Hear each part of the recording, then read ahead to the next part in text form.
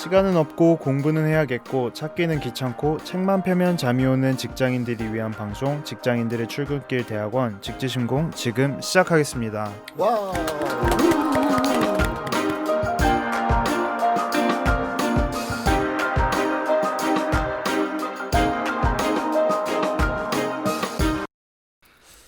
네. 자기소개도 그렇군요. 챙겨주시면 감사하겠습니다. 네, 깜빡 잊었어요. 굽니다. 반갑습니다. 조엘입니다. 반갑습니다. 준입니다. 반갑습니다. 준 또 왔네. 네, 오늘은 저번 주에 이어서 오르가니제이셔널 센스 메이킹 논문의 2부 한번 얘기해 볼 거고요. 저번 주는 이제 와이크의 센스 메이킹 모델에 대해서 얘기를 해봤는데 이번 시간에는 조직의 센스 메이킹에 대해서 한번 다뤄보도록 하겠습니다. 네, 크리스토파로님께서 이제 포닥하시는 중에 쓰셨어요. 그 Organizational Sense Making, Systemic Review and a Co-Evolutionary Model 이렇게 되어 있는 논문을 다루고 있고요.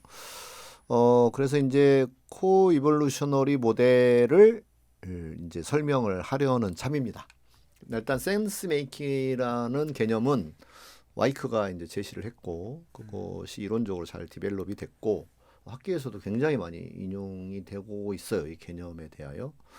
그러네. 우리는 그동안에 뭔가 정확한 걸 찾아서 정확하게 의사결정을 해야 돼라는 강박 속에 있었는데 그렇지 않은 게 있었네. 우리가 모르는 세상에 대하여 어떻게 탐색해 갔지? 라고 하는 걸 알게 되었을 때 우리가 디시전 메이킹에 있어서의 새로운 접근을 하나 할 수 있구나.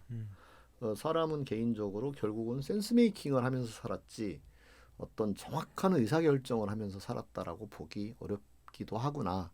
센스 메이킹 자체가 의사결정이기도 한데 근데 우리가 의사결정하면 뭔가 되게 정확한 그런 느낌이 있잖아요. 똑 떨어진 어떤 근거가 확실한 그런 느낌이 그런 뉘앙스가 있는 건데 그것으로부터 좀 해제시켜준 감으로 하는 거인 거야.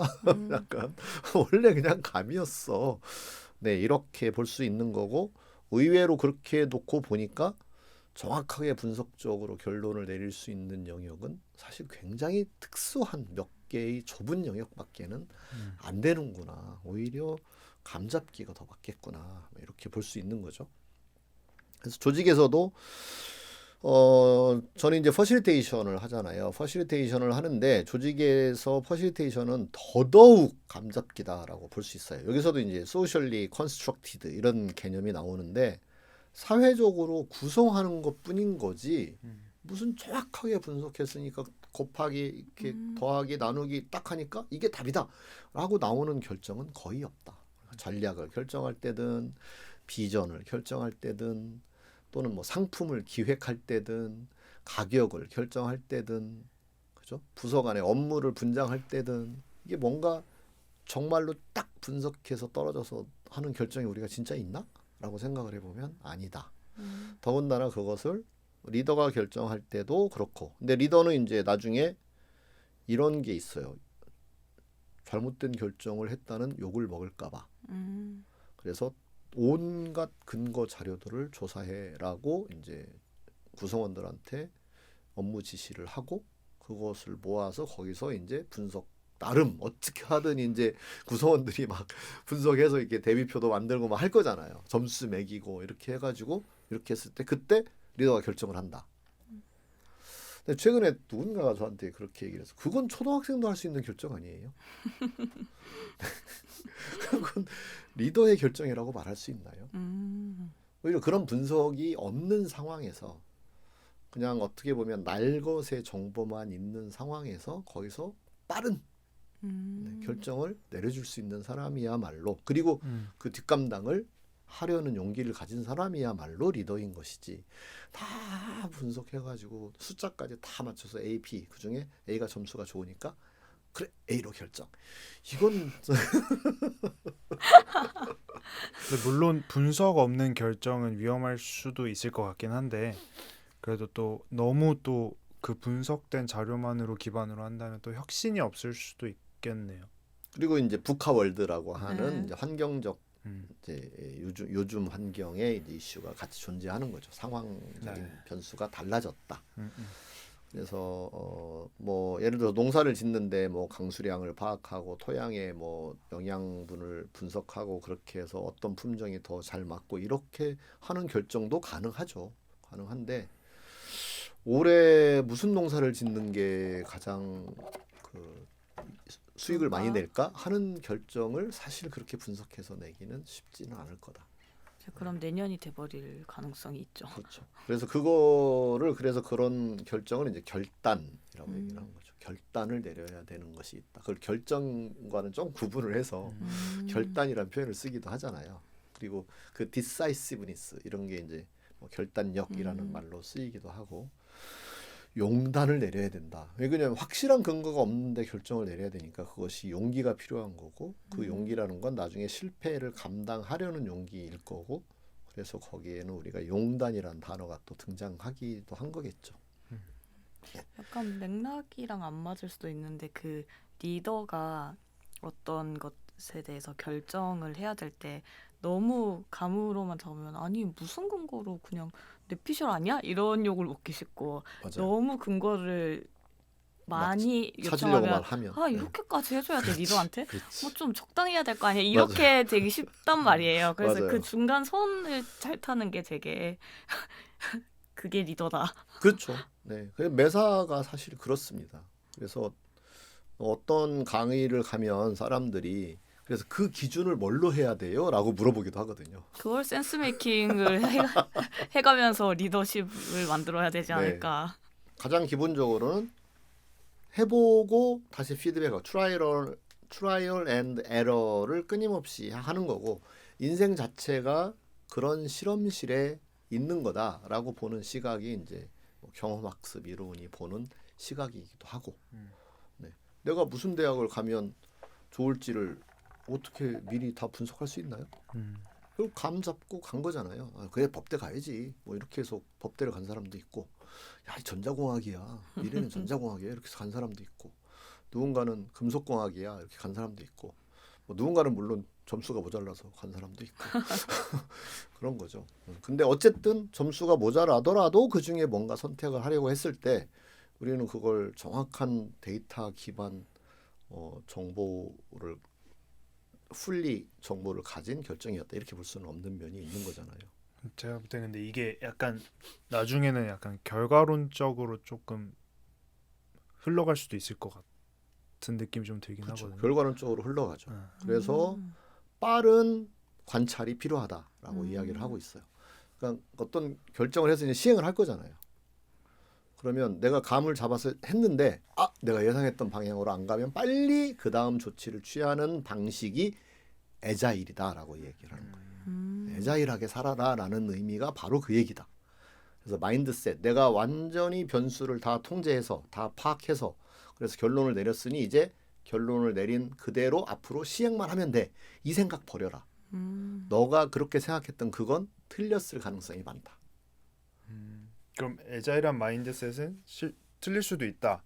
대신에 빠르게 피드백해서 그렇죠. 빠르게 다시 다른 방법을 그렇죠. 찾아보자라고 자, 요약할 수 있겠네요. 예를 들어서 취준생이 회사를 가요. 삼성을 간다, LG를 간다, 대기업군을 선택하는 것도 있고, 뭐 무슨 부서를 간다, 여기를 간다. 그것도 뭐 여러 가지 생각을 하겠죠. 그렇죠. 근데 그걸 정확한 결정이라고 할 수 있느냐? 어떻게 분석해서 어떻게 할 거냐? 불가능한 일이거든요. 그러면 어떻게 하냐? 감을 잡고 가서 잘 맞으면 다니고 잘 안 맞으면 이직하고 그렇게 하는 게 최선이다. 그걸 막 나에게 딱 들어맞는 데를 찾아서 가려고 하는 게 과연 바람직한 방법일까? 가능하긴 한 걸까?라는 퀘스천을 던져보라는 거예요.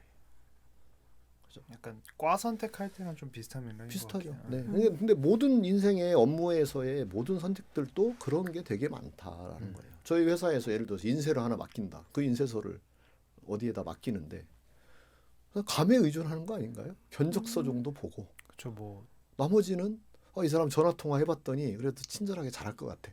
그럼 감이잖아요. 아니면 뭐 단순히 제일 첫 번째에 있어서 그렇지. 그런 걸 수도 리스판스 있고. 빨리 한 거 보니까 여기는 음. 되게 뭔가 일을 척척척 할 것 같다. 음. 과함 아니에요? 그게 100%의 어떤 증거라고 말할 수는 없잖아요. 뭐 아니면 그게 90%라고 말할 수도 없잖아. 네, 그런 얘기입니다. 네.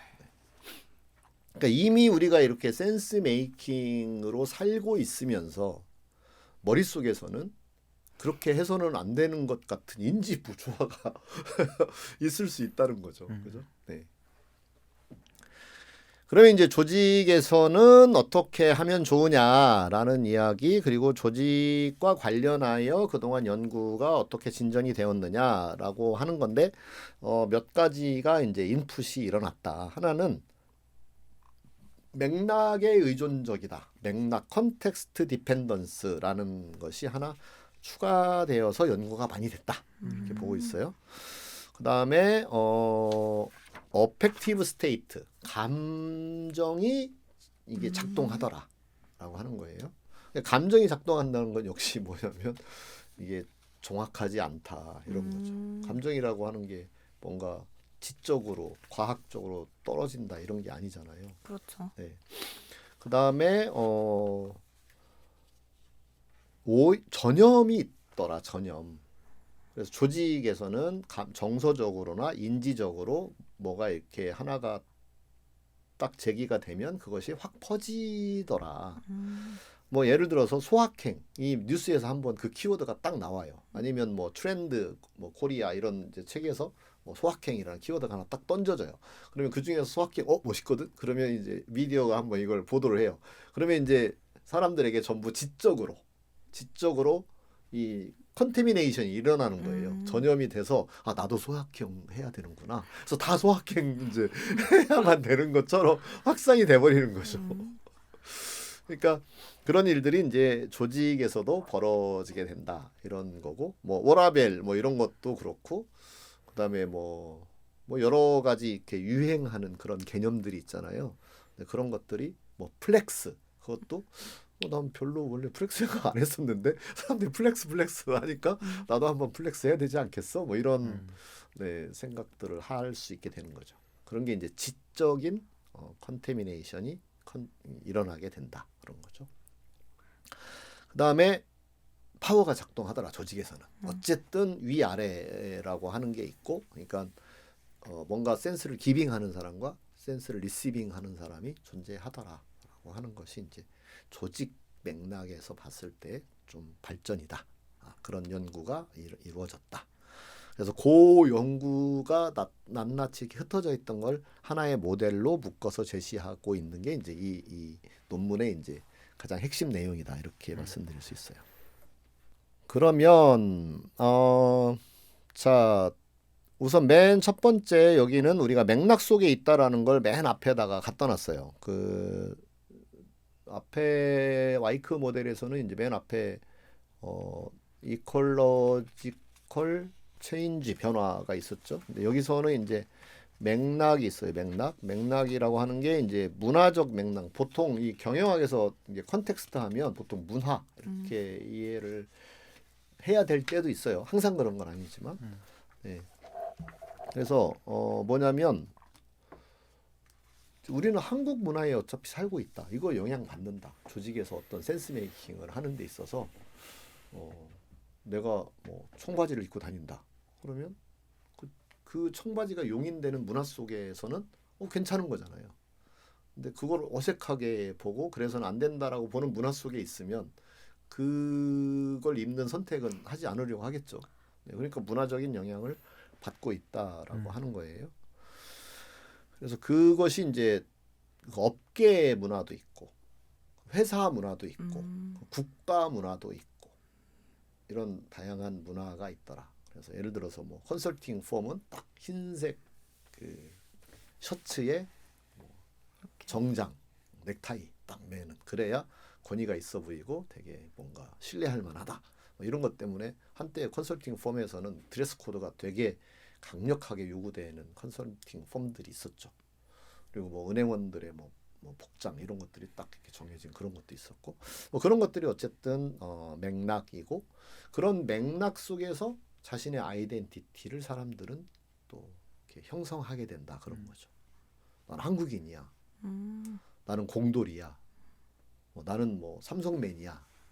나는 뭐 LG맨이야. 뭐 이런 것들을 사람들은 이렇게 있잖아요. 그죠? 영향을 네, 받는다는 이야기죠. 그것이 내 몸에 어떤 정서적으로 다가온다는 거죠. 그래서 그렇지 않은 사람을 보면 불편하고. 정서가 생겨나. 쟤 뭐야? 쟤 누구야? 요즘 애들 왜 저래? 뭐 이런 식의 정서가 생겨나잖아요. 기분 나쁘다는 거죠 지금. 그렇죠. 불편해지죠. 네, 기분에 영향을 준다는 거잖아요. 그죠? 그래서 이런 부분들은 처음에 이제 와이크 모델하고는 조금 다른 차원의 컨셉들을 잡게 되는 거죠. 그죠? 그래서 그 정서가 그 기분이 Q를 선택하는 데 영향을 끼치더라 그거예요. 아까 그 과거로부터 이제 Q를 가져오잖아요. 그렇죠. 여러 가지 실마리를 가져오는데 그 실마리를 가져오는 데서 영향을 끼치더라 그런 겁니다. 그래서 그것이 하나 이제 추가된 부분이고 그게 특히 조직에서는 그 조직의 문화라는 게 있기 때문에 그 안에서 뭔지 모를 압박 그런 것도 있고 내 아이덴티티에 대한 요구도 있고 또 그래서 나는 또 그렇게 생각하기도 하고 네, 그런 것들이 영향을 끼친다라고 하는 것이 여기서 이 모델에서 보여주고 있는 거다라고 볼 수 있습니다. 그 다음에는 그것만이 아니라 이제 거기서는 뭔가 어떤 게 나한테 이득이고 어떤 것이 더 옳은 것이고 어떤 것이 진리이고 어떤 것이 인과관계에 해당하는 것이고 라는 것은 인지적인 거잖아요. 근데 거기에도 이제 영향을 끼친다는 거죠. 왜 그러냐면 기분에 따라서 정보를 다르게 가져올 수 있으니까. 네, 그런 설명을 하고 있는 겁니다. 그래서 그 중에서 정서적으로 가장 그럴듯한 것을 가지고 온다. 네, 그러니까 되게 기분적이다라는 거예요. 되게 기분적이다. 그래서 이제 늘 뭐 정서적 리더십 이런 것들 되게 강조하는 그 감성 리더십 이런 걸 강조하는 것도 이제 여기에 달려 있다. 그래서 호의적인 상태에서는 그 호의적인 상대방이 말한 정보는 되게 귀중하게 밸류어블한 것이 되고 그렇지 않은 적대적인 사람의 정보는 이제 무시하고 뭐 이런 일들이 벌어지잖아요. 네, 그런 일들이 생겨난다라고 하는 겁니다. 그다음에 그것이 이제 와서 그런 지적인 영향, 그런 정서적인 영향들을 이제 서로 주고받게 되는데 거기에다가 또 하나 추가되는 게 뭐냐면 파워가 개입이 된다. 네, 그래서 예를 들면 어떤 일을 막 열심히 했어요. 잘했어. 또는 뭐 잘 못했어. 그리고 나서 보는 게 뭐냐? 상사의 눈치잖아요. 요걸 상사는 어떻게 판단할까? 상사는 뭐라고 할까? 이걸 늘 관심을 기울일 수밖에 없거든요. 그래서 상사의 표정이나 상사의 언급이나 상사의 행동에 따라서 이제 기분이 좋아지기도 하고 나빠지기도 하고 그것이 그 다음 행동에 대한 영향을 끼치기도 하고 네, 그렇게 된다는 거죠. 그래서 그것이 또한 나의 어떤 뭐 정서적인 영향도 끼치게 되고 또는 지적으로도 그 영향을 받게 된다라고 하는 이야기가 여기서 되고 있습니다. 그다음에 여기 이제 재미난 개념 중에 하나가 이제 상사가 어떻게 이제 영향을 주느냐인데 영향을 주는 방식이 여기서 제시하고 있는 크게 4가지 정도의 이제 방식이 있어요. 하나는 센스 기빙을 하는 거예요. 어떻게 센스 기빙을 하냐면 이제 탄압적인 센스 기빙이 있다. 그러니까 상사가 원하는 답이 아닌 경우에는 악평을 하고 해고를 하고 무시하고 그 도전해 오는 모든 걸 파괴하는 것. 이게 탄압적 센스 기빙이다. 봤지? 니네 어떻게 되는지 알지? 탄압이에요. 그래서 방금 어떻게 될지 봤어요. 눈빛을 쿠의 눈빛을 강렬한 눈빛. 아, 네. 연기를 잘하시네요. 연기가 아니라 나한테 그런 게 숨어 있는 게 아닐까? 저 안에 무의식 속에 탄압하고 싶은 욕망이 이글거리고 있는 게 아닐까? 받지 하는데 뭔가 대답을 해야 될 것 같은데 뭘 대답해야 되지? 그래서 사실은 이게 잠재하고 있는 게 맞고 그 독일의 그 나치즘이라고 하는 게 그런 것의 발로잖아요. 그러니까 어떤 맥락이 돼서 점점 이게 막 서로 그 에스컬레이션을 해서 그렇게까지 다다르게 가버린. 된 거잖아요. 그냥 거의 뭐 어떤 죄의식 없이 사람을 뭐 수백만 명을 죽일 수 있는 데까지 다다르게 된 거잖아요. 그렇기 때문에 이게 그래서 이제 지금 독일에서는 그건 절대로 안 된다라고 하는 이제 원칙을 수립을 하고 있죠. 그런데 뭐 우리나라 같은 경우는 여전히 이런 것이 굉장히 여전히 잠재해 있고 가끔씩 불쑥불쑥 튀어나오죠. 탄압하는 게 굉장히 정당한 것 같이. 뭐 갑질이라는 갑질도 단어 그중에, 자체가 거기서 나온 그렇죠. 것 같아요. 해당된다고 할 수 있고요. 네. 그다음에 두 번째가 이제 권위인데요. 권위. 그러니까 이 두 가지를 묶어서 탄압과 권위에 의한 센스 기빙. 그러니까 상대로 하여금 이렇다는 걸 알게 하는 거잖아요. 센스 기빙이니까. 감을 완곡 주는 거야. 약간 완곡하게 표현하신 것 같은 느낌이. 네. 권위는 뭐냐면 이제 기대하는 답이 아닌 경우, 둘 다 기대하는 답이 아닌 경우예요. 기대하는 답이 아닌데, 그러니까 이미 답 기대가 있어. 머릿속에 답정너예요. 이 두 개는. 그래서 아닌 경우 구성원들에게 자기가 답이라고 생각하는 걸 이해하도록 그 대립하는 의미를 흔드는 거예요. 센스를. 야, 너는 네 센스는 그거야? 야, 내 센스는 이건데 내가 맞잖아. 이렇게 흔드는 거예요. 정신 차려. 그렇죠. 정신 차려. 너 지금 생각 제대로 하는 거야? 막 약간 이런. 정신 안 차려? 이거. 네. 그래서 그것이 이제 무시하고 억누르는 건 탄압인데 그걸 이해시키려고 하는 거 그건 권위다. 내가 더 똑똑하니까 나를 따르는 게 맞잖아. 이 감으로 가자. 이게 정답이야라고 하는 것을 설득시키는 거. 근데 자기는 이제 설득시키고 이해시킨다고 하는데 상대가 볼 때는 도저히 안 되겠다. 나는 전혀 무시하는 거구나라고 생각하면 탄압이 돼버리는 거죠. 그렇죠. 의도와 상관없이. 네, 그래서 그런 방식이 있고 그다음에 이제 센스 기빙을 하는 데 있어서 지금 다시 이제 돌아오면 우리는 컨텍스트에 의해서 아이덴티티가 생기고 그거에 따라서 뭐가 생기냐면 정서적인 어떤 그 정서적으로 무언가를 받아들이고 말고 하는 그런 것들이 작동을 하게 되고 거기서 큐를 뽑아 쓰게 되는 거고요. 그다음에 거기에는 또 인지적인 것과 정서적인 것들이 같이 맞물려서 작동을 하는데 그럴듯하다라고 하는 걸 정할 때에도 되게 정서적인 감요 및 정서적인 것들이 작동을 하게 되더라. 그런 거고. 근데 그렇게 이제 조직에서 이제 그런 게 서로 이제 주고받고가 된다. 여기 이제 전염이라고 되어 있지만 이제 서로 그렇게 주고받게 된다는 거예요.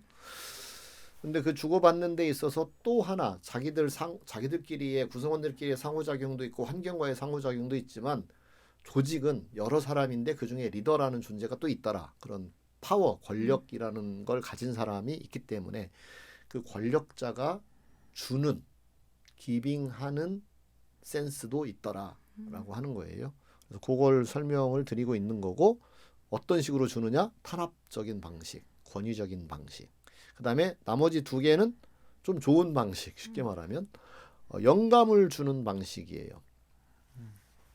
그래서 일화적인 개입을 하는 거예요. 얘기를 들려주는 거예요. 직접적으로 이거다라고 하는 게 아니라 어떤 과거의 사건을 이야기를 들려준다거나 또는 뭐 다른 회사에서 벌어졌던 일을 이야기해 준다거나 이번에 드라마 봤는데 야 이렇더라고 뭐 이렇게 얘기를 하거나 그러면 그것으로부터 사람들은 자기 스스로 영감을 받는 거죠. 그래서 새로운 해석을 세상에 대한 새로운 해석을 유도한다는 거예요. 우리가 소설을 읽으면서 감동을 받는 내가 그동안에 봤던 세상과는 다른 세상이 있구나라고 하면서 거기서 영감을 얻는 거잖아요. 네. 그렇게 유도하는 게 이제 인스피레이셔널 센스 기빙이다. 이렇게 이야기하는 거죠. 근데 이제 여기서부터는 좋은 건 뭐냐면 내가 어떤 해석과 어떤 의미를 내가 막 강요받는 게 아니라 내가 찾아내는 거니까. 여기에는 이제 자기가 존재하는 거죠. 그러니까 여기서부터 좋은 거예요. 그 다음에 확장적인 expansive sense giving. 이건 뭐냐면 이제 우리가 하는 거예요. 서로 논의와 토론을 통해서 구성원들이 서로 경쟁적으로 의견을 내고 이게 맞잖아 저게 맞잖아 각자의 센스라고 생각하는 것들을 제시하고 그리고 나서 오 그러네 이렇게 하자라고 집단적으로 감을 잡게 하는 거. 이게 우리가 하는 퍼실리테이션이죠. 이게 이게 제일 좋은 거네 라고 써있네요. 네, 확장적. 그러니까 이게 수평 조직을 말하는 거죠. 확장적 센스 기빙이 이제 그러니까 리더가 할 일이 어떻게 보면 이제 원래는 권력자였는데 권력을 다 내려놓고 여러분들이 의견을 내서 여러분들이 감을 잡아가세요라고 하는 거잖아요. 네. 그래서 우리가 했던 일은 매우 정당했구나라고 하는 것이 이제 이 논문에서도 입증이 된다 이렇게 얘기할 수 있겠네요. 네. 그래서 이 대목에서 또 한 번 더 그 광고를 하나 드리자면 최동석 박사님을 모셨습니다. 훌륭한 분을 모셨기 때문에 여러분들에게 최동석 교수님 제가 이제 요청을 드렸는데 제가 구대표를 알지 않는다면 이 강의를 이렇게 수락하지 않았을 건데 구대표가 이렇게 요청을 하니 내가 한다라고 해서 이 강의 잘 안 나가시는 분이세요. 네. 그리고 유튜브도 활발하게 하고 계시니까 유튜브도 열심히 봐주시고 그리고 이번에 이제 강의 주제는 성취 예측 모형이에요. 그러면 여기 지금 좋은 리더에 대해서도 나오잖아요. 탄압하는 리더, 권위적인 리더, 영감을 주는 리더, 확장을 하는 리더.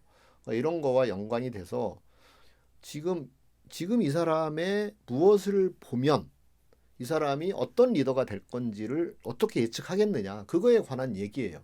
굉장히 중요합니다. 그러니까 리더를 승진시키거나 리더를 채용하거나 그다음에 리더십 훈련을 할 때에도 되게 좋은 시사점을 얻을 수 있는 그런 강의이기 때문에 여러분들 많이 신청해서 봐주시면 좋을 것 같습니다.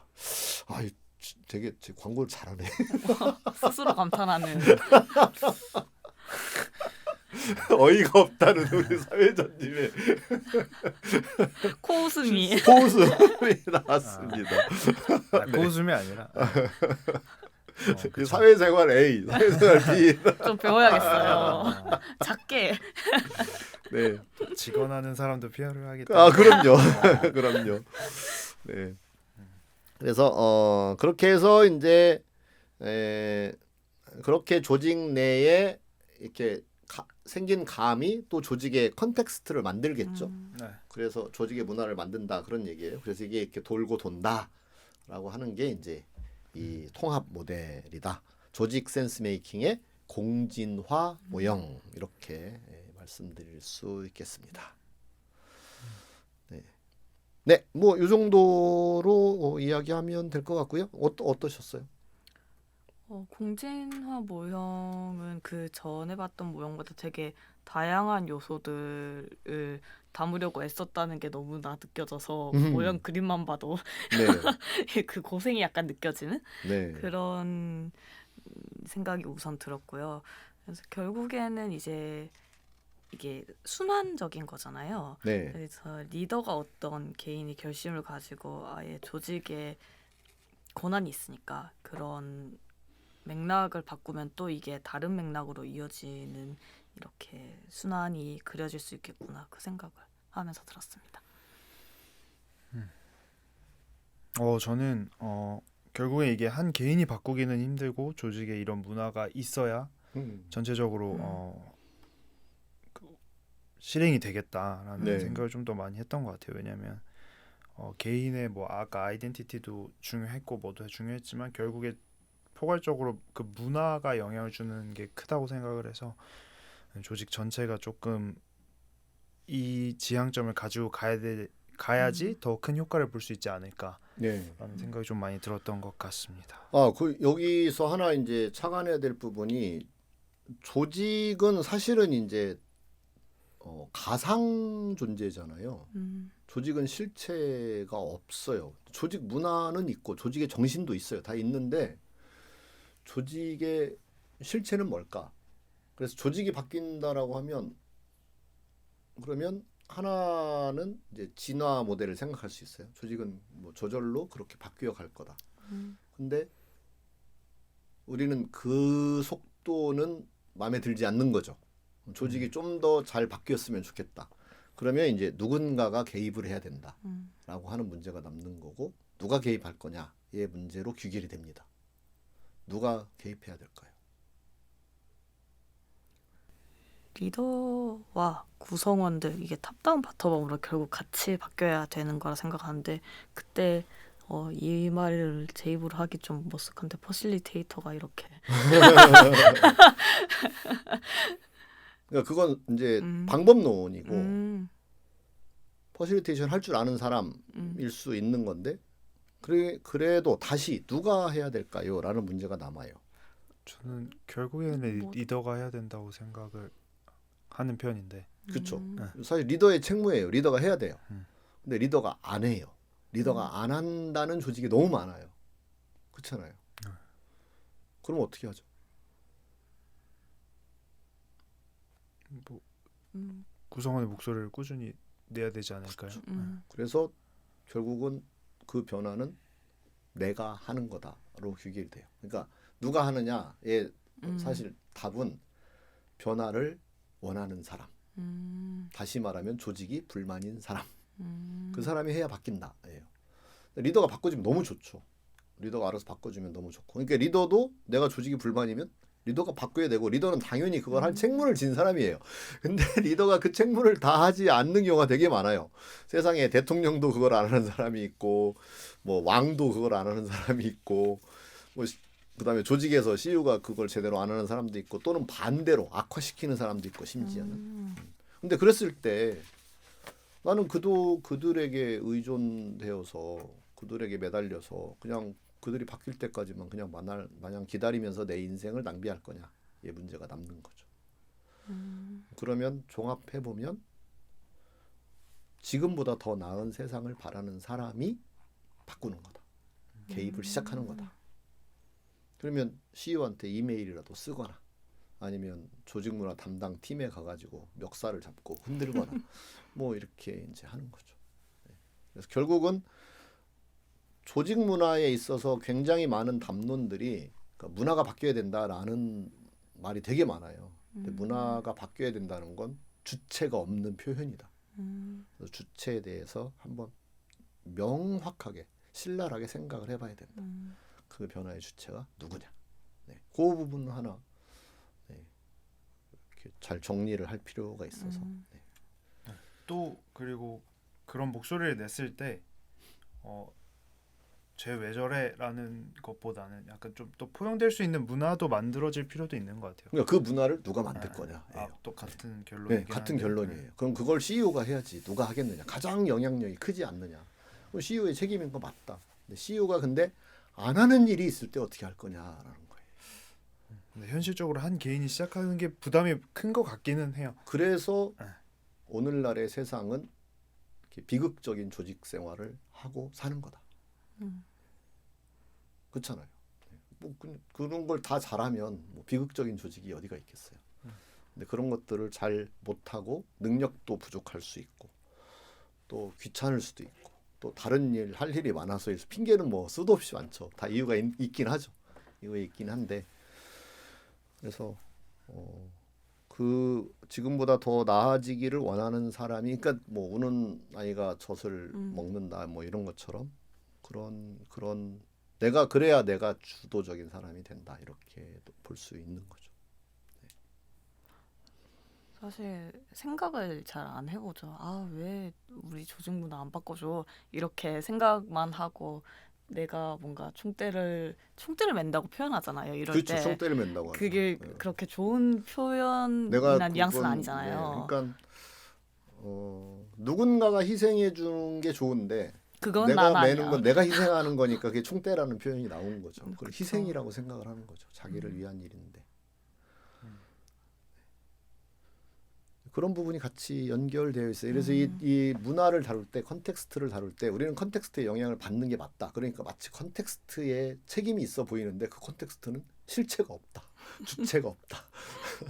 내가 어떻게 컨텍스트에 영향을 줄 것인가. 네, 그게 이제 주체적인 삶이 아니겠느냐 이렇게 볼 수 있는 거고 거기에 뭐 말할 것도 없이 그거에 책임을 지는 사람이 리더다. 리더의 지위에 있는 사람이 리더가 아니라 그걸 다루지 않고 그걸 그냥 방치하고 있다면 그는 이미 리더가 아니다라고 이야기할 수 있는 거고 내가 그걸 하겠다고 나서면 그 사람이 리더다. 지위에 상관없이 신입사원이든 뭐 조직문화 팀장이든 뭐 아니면 생산부서에 뭐 누구든 상관없이 그렇게 말할 수 있을 것 같습니다. 마지막에 이상한 곳에서 그래도 실질적으로 한번 고민해볼 지점인 것 네, 같기는 이거와도 하고. 연결이 되죠. 네, 그렇죠. 좋은 포인트를 던져준 것 같아요. 네, 그래서 오늘은 저번 시간에 이어서 센스 메이킹에 대해서 한번 얘기를 나눠봤고요. 다음 시간에는 또 다른 주제로 한번 찾아뵙도록 하겠습니다. 네. 오늘도 청취해 주셔서 감사합니다. 감사합니다. 감사합니다.